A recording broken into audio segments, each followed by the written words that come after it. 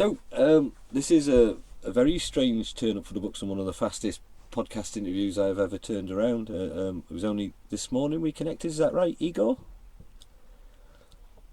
Excuse me, one more time, please. Oh, Repeat, sorry, please. I will talk slower, yeah, of course. Yeah, please. So, this is Igor. He's Yeah. in the Ukraine, and I believe you're an author? Um, I want to take a nickname Mark. Maybe this name is simpler for British people to hear, to sign. I don't know. Okay, so just so you know, my name online is Walter Mitty, but my real name Hmm. is Ian Black, Ian Ralph Hmm. Black. And Hmm.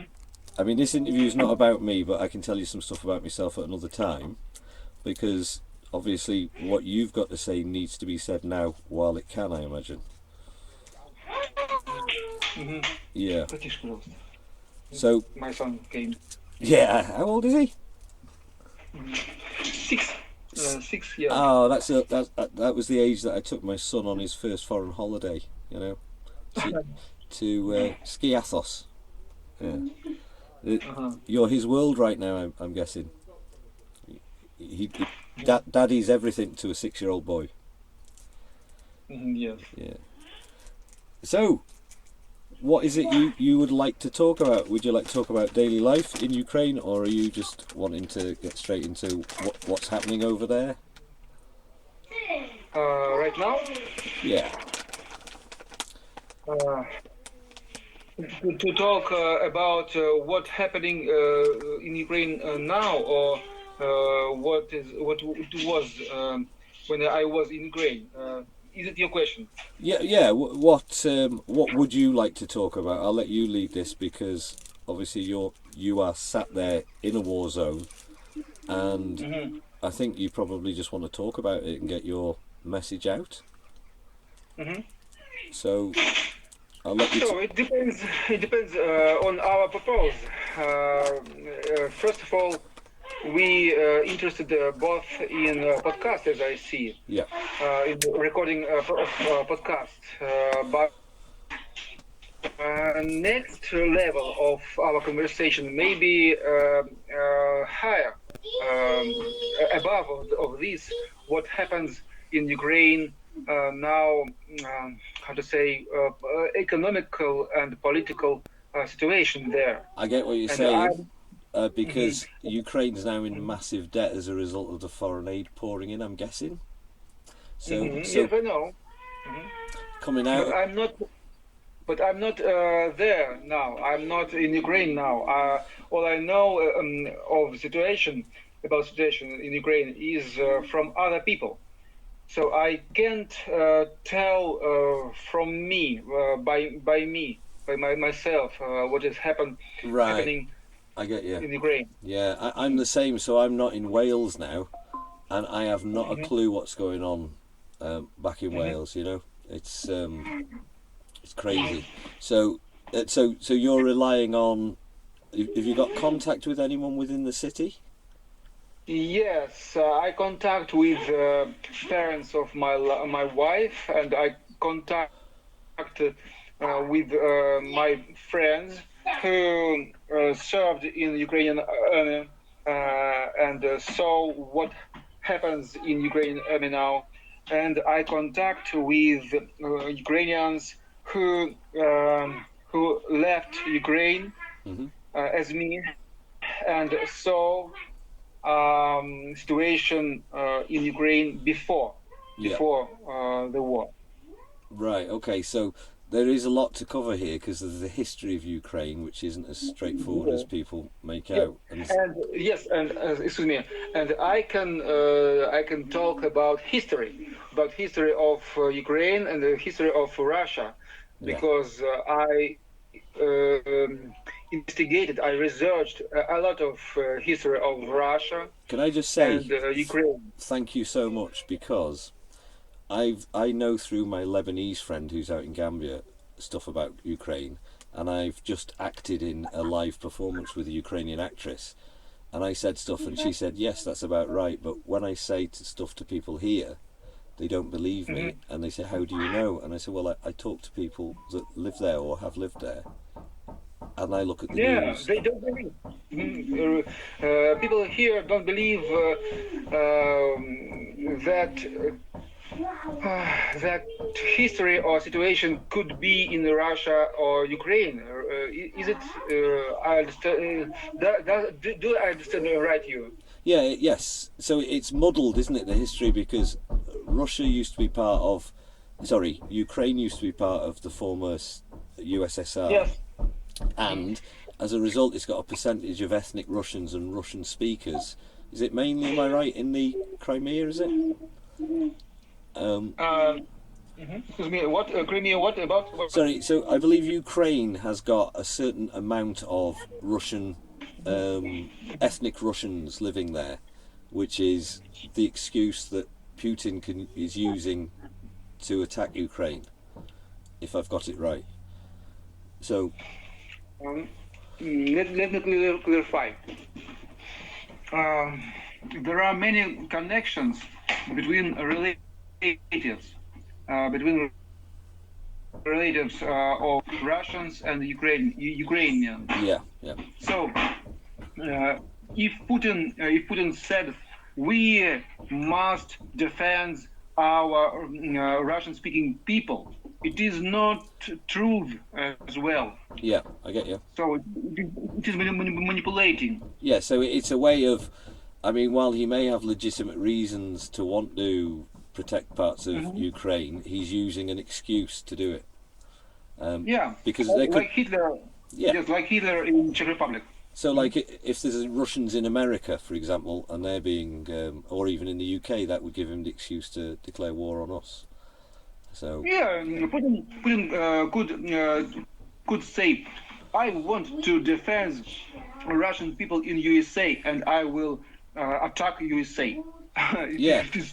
So in your opinion, would that explain why the UK government is being so slack on imposing? They let the Russian oligarchs get away because Russians own quite a lot of London, really. Yeah. Mm-hmm. They a lot of Russian oligarchs in London. Yeah. Yeah, that's right, including Abramovich, who owned Chelsea. Now he's got kicked out, but he's got to keep his boat, hasn't he? He got it out of Rotterdam in time. So there's a lot more going on. I'm glad we understand each other, and these are not conspiracies. They're all possible or probable cause. And really, my view of it is that the civilians are caught up in the middle of a billionaire's battle. You know. Yeah. That's right. Over gas and IT. So our Prime Minister, his wife had shares in Russian IT, and the Hunter Biden affair meant they were making money out of Ukraine gas. He was a... Yeah, really? Yeah. Oh, and it's interesting. And it's just been shown that the Americans blew up the pipeline the other day. It was USA sabotage. So Biden's admitted that. So this point is very interesting, very intriguing. Yeah. I can send you links to that. I don't know if you'll get them out of wherever you are. What country are you in? Are you in Poland? What did you say about Poland? Can you repeat? Is that where you've gone? Because you say you're not in Ukraine now. So whereabouts are you in the world? I'm here. I'm now in UK. Now I'm in Britain. Whereabouts? Yeah, Birmingham. Birmingham. I can come and see you, mate. I can come and see you. Oh, yes. That's great. Because I do a lot of festivals. I did Sonic Rock Festival, but also we've got somewhere in Shropshire that you might be interested in coming to see, not far from you. We've got a farm, off grid. Farm? Yeah, a farm where we can grow stuff and have festivals and stuff like that. International. Oh, really? Yeah, I'm part of an organisation, not an organisation, a sort of movement called Tribal Voices, where we get people from all over the world to come and play their indigenous music and tell their stories. You know. Great. Yeah. I'd like to attend your festival. Yeah, well, when the weather gets nicer, we'll have a little bit of a party, a private party, so that we don't have to charge tickets and stuff, and people can bring tents or camper vans or whatever, and just stay. And we've got a caravan for a guest of honour, which has got it's got heating in it. There's a farmhouse. There's chickens. There's vegetables. There's it's in its early days, but we want to make a self-sustaining little community of people that are looking for a little bit of rest from the world. You know what I mean? To get away. There's a lot of mental illness, a lot of PTSD about, and yeah, I can't imagine. And, excuse me, repeat please. Where do you have farm? In which area? Shropshire, just north of you. Shropshire. Yeah, I don't want to give the location away, but it's not very far from where you are. It's about half an hour away. Great. By car, And there's trains there as well, so I could either meet you in the area or actually come and see you, because I can arrange somewhere to sleep. I live in a van, so this is amazing, mate. It's amazing. Now, I don't know how much you want to cover today. I'm happy to do this all day, because I've just come off the phone to what I needed to do today, and I had nothing better planned.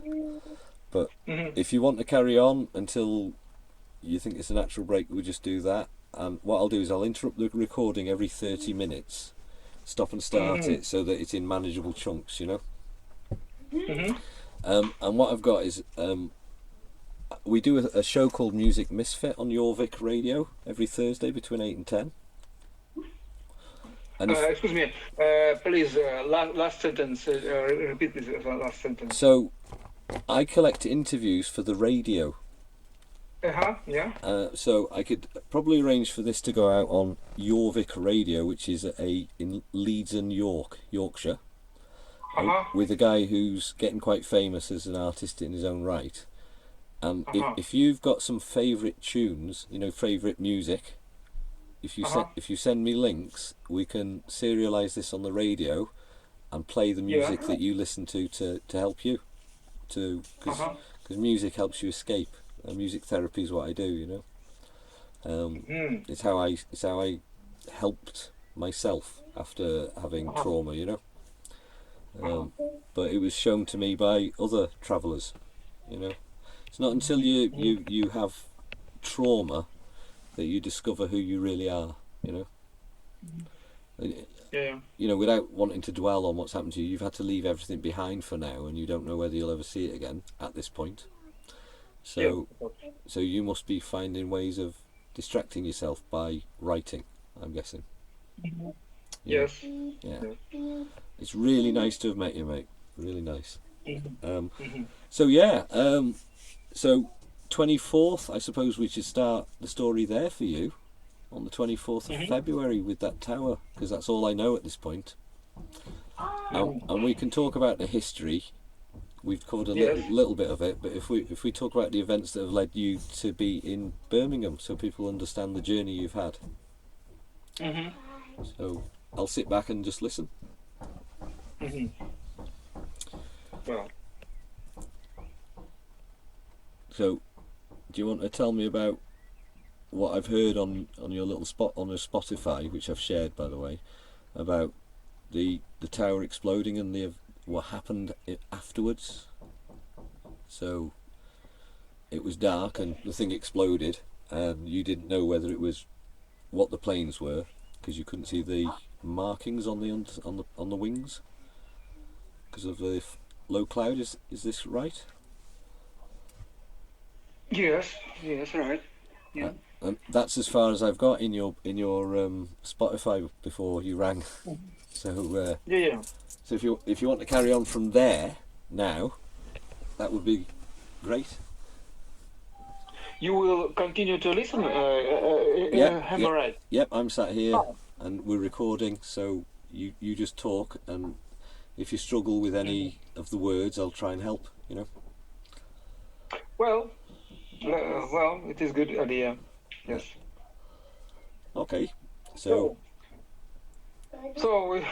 you will continue to listen, and then we will continue to talk afterwards after you hear my podcast. Yes. So what I'm going to do is I'm going to pause the recording. Well, Is that what you want? I go and listen to your podcast and then call you back? Yeah. Okay, Great. I'll do that because then I'll know more about how you got here. Okay. Well, nice to hear you. By the way, at the office, when the Afghan refugees came over, I've lost a lot of weight. I used to be 15 stone and now I'm only 11, so I've got a box full of clothes, which I wanted to give to people coming over because they would come to Manchester Airport, but I didn't have time. And I've still got the box, so if you need or know anyone that needs clothes in the community, I've got some. For a man of 5'7", who was 15 stone. Anyway, I'll speak to you. I'll speak to you very soon. I'll call you back once I've had a listen. Okay. Okay. Bye for now. Ta-ra. Well, bye.